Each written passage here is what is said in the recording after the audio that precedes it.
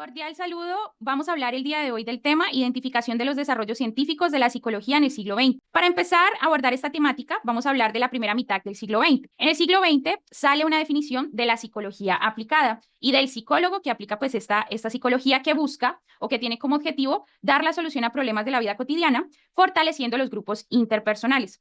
Dentro de los principales aportes o exponentes está Alfred Binet en 1857 y 1911, en donde en colaboración con Teodoro Simón diseñó la prueba de la predicción del rendimiento escolar, que sentó las bases para el desarrollo del test de la inteligencia, y en 1905 Binet, Simón y Simón crearon una escala de inteligencia que introdujo las escalas de medida de la psicología clínica. Su teoría se centraba en la capacidad de realizar tareas que requieren comprensión, capacidad aritmética y dominio del vocabulario.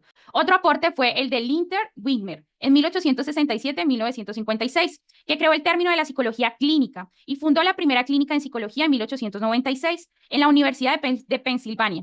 Fundó la primera revista especializada en psicología clínica en 1907 y estudió las causas de los problemas del aprendizaje en los niños y ayudó a mejorar su rendimiento académico. Otro aporte principal fue el de Hugo Münsterberg en 1863 y 1916. Fue un pionero de la psicología aplicada y estableció las bases de la psicología industrial. Es considerado por algunos como el padre de la psicología industrial. Se le recuerda como uno de los grandes impulsores de la psicología, como la ciencia aplicada al servicio de la sociedad. Y otro aporte importante fue el de James McCain en 1860 y 1944, ya que mejoró y avanzó las pruebas mentales. Impulsó el establecimiento de la psicología como una profesión, se centró en el estudio de las diferencias entre individuos basándose en las respuestas que daban a las pruebas. No creía en la introspección como un método de estudio, con lo que solo se basaba en datos visibles. Bueno, ahora vamos a hablar de los fundamentos teóricos de algunas escuelas de la primera mitad del siglo XX. Entonces tenemos el estructuralismo, que estudia la mente y su estructura para comprender el comportamiento de un individuo en relación con el todo. Edward Tishner, discípulo de Wilhelm Hunt, fue el principal líder de esta escuela. Algunas características de ella son que su principal método es la introspección, entendiendo las experiencias y que se analiza por medio de sensaciones, imágenes y emociones. Fortaleció el concepto de la psicología a nivel científico. El estructuralismo se diferencia de otras corrientes de pensamiento en dos puntos, en que el ser humano pasa de ser un sujeto de la historia y la cultura a ser objeto que se conoce de manera objetiva y neutral. Los estructuralistas estudian también al ser humano desde afuera, como a cualquier fenómeno natural. El funcionalismo, por su parte, estuvo, digamos que fundado por John Dewey, fue el primero en establecer este sistema de psicología en Estados Unidos, influenciado por William James. Harvey and Carr fue otro de los desarrolladores del funcionalismo. Estudia el instituto de Supervivencia, entendiendo la mente como una herramienta que deja que nos adaptemos a nuestro entorno, entendiendo la supervivencia y la composición biológica de las personas. Se centra en la función de adaptación al medio de la conciencia y la conducta. Proporcionó también las bases para el desarrollo de algunas teorías psicológicas, pero estas no son fáciles de verificar mediante experimentos controlados. Le doy paso a mi compañera Alexa. Hola, buenas noches. Bueno, seguimos con esta primera mitad del siglo XX y vamos a hablar un poco acerca de los principales planteamientos teóricos de la primera mitad de este siglo. Aquí tenemos el psicoanálisis, donde podemos encontrar al fundador Sigmund Freud. El psicoanálisis postula que el comportamiento humano está influido por el inconsciente, una parte de la mente que contiene deseos reprimidos, recuerdos y conflictos no conscientes. Freud desarrolló conceptos claves como el ello, el yo y el superyo, para describir las dinámicas internas de la personalidad y propuso que las experiencias infantiles tienen un impacto profundo en la psicología adulta. Y durante el conductismo podemos encontrar que fundadores como John Watson y Skinner. El conductismo se enfoca únicamente en el comportamiento observable y rechaza el estudio de los procesos mentales internos. Según los conductistas, todo comportamiento es aprendido a través del condicionamiento. Sus aportes más importantes fueron que Watson introdujo la idea de que la psicología debe ser una ciencia objetiva, mientras que Skinner desarrolló el condicionamiento operante, centrado en el uso de refuerzos y castigos para modificar el comportamiento. También tenemos el desarrollo de la psicología durante la Segunda Guerra Mundial. Aquí se impulsó el uso de la psicología para la selección y entrenamiento de soldados. ¿Esto por qué se dio? Porque había la necesidad de movilizar y preparar grandes cantidades de personal militar de forma rápida y eficiente. Entonces, ¿qué hicieron estos psicólogos? Desarrollaron pruebas de aptitud, inteligencia y personalidad para evaluar que todo este personal fuera idóneo en el momento pues, de ser reclutados, y estos mismos desarrollaran diferentes roles y aseguraran que cada soldado estuviera asignado en una función donde fuera a rendir al máximo y fuera a hacer las cosas pues dentro de la medida correctamente. Algunos de los psicólogos destacados durante la Segunda Guerra Mundial son Lewis Terman, quien Fue conocido por el desarrollo de la versión estadounidense del test de inteligencia Stanford Binet. También tenemos a David Wishler, psicólogo clínico que desarrolló las pruebas de inteligencia Wishler-Bellevue, utilizadas para evaluar las capacidades cognitivas de los reclutas. Tenemos a Carl Rogers, quien trabajó con soldados que sufrían fatiga de combate durante la guerra. También tenemos a Skinner, que trabajó en el desarrollo de palomas guiadas. Esto no se llevó a cabo, tenían el concepto que podían llegar a utilizar estos animales para guiar las bombas y dirigirlas pues a sus objetivos.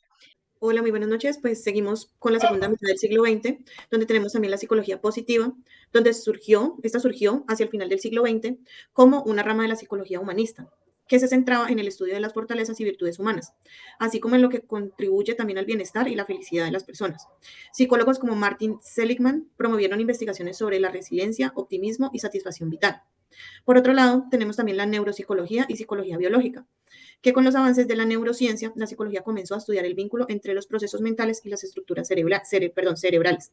La neuropsicología, liderada por figuras como Roger Spiri y Michael Gazzaniga, que fueron los pioneros en la teoría del cerebro dividido, se enfocó en cómo la actividad cerebral se relaciona con funciones como la percepción, el lenguaje y las emociones. Por otro lado, tenemos la psicología feminista, que a medida que los movimientos feministas se expandieron en la segunda mitad del siglo XX, esta psicología surgió para cuestionar los sesgos de género en la teoría y práctica psicológica. Bueno, para la segunda mitad del siglo XX, los principales planteamientos teóricos que tenemos son la teoría del aprendizaje social, que fue basada por Albert Bandura, donde este introdujo el concepto de aprendizaje social, argumentando que las personas aprenden observando a otros, imitando siempre el comportamiento y recibiendo recompensas o castigos. Sus aportes claves fueron el concepto de autoeficiencia y la comprensión de que el aprendizaje no depende solo del esfuerzo directo, sino también de la observación y la experiencia. También tenemos la psicología positiva, que estuvo ahí, fue Martin Seligman,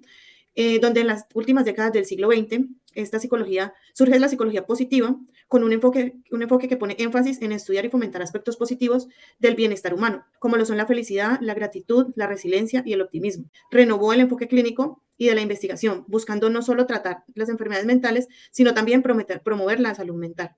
Bueno, como conclusión, terminé pues personalmente que el desarrollo y el ejercicio me permitió apreciar los contextos sociales, políticos y culturales, moldearon las teorías y las prácticas que conocemos hoy, ya que mediante los hitos y las escuelas clarificamos conceptos, aprendemos cómo cada teoría y enfoque contribuyó en su momento y lo sigue haciendo en la comprensión de la conducta humana y su tratamiento. Bueno, para concluir este aprendizaje, puedo definir que durante el siglo XX la psicología aplicada ayudó al auge y al crecimiento de la psicología que tenemos actualmente, desarrollando como primera instancia que la psicología es un enfoque científico, es decir, que le dio como bases más experimentales y más desde el empirismo, investigando a profundidad, como con conclusiones más concretas, no tan filosóficas, sino ya desde la ciencia. Y durante esta época se consolida el concepto de la psicología y se le da una posición de ciencia natural, basada en algunos conceptos positivistas que ampliaron la metodología de investigación.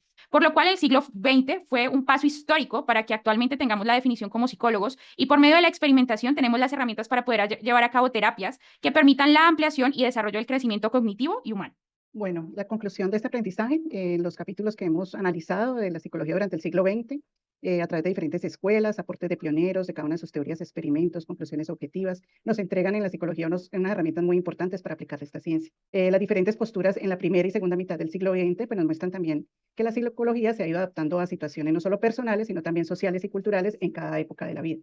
Entendemos también como futuros psicólogos que a cada una de estas corrientes se puede aportar a las situaciones actuales, dar soluciones a través de la aplicación de estas metodologías, de manera que se pueda mejorar tanto la salud mental como el comportamiento humano. He podido ver cómo la psicología pasó de ser una disciplina centrada en solo el estudio de los procesos mentales a convertirse en una herramienta que tiene aplicaciones prácticas en áreas como la educación, la salud y el trabajo.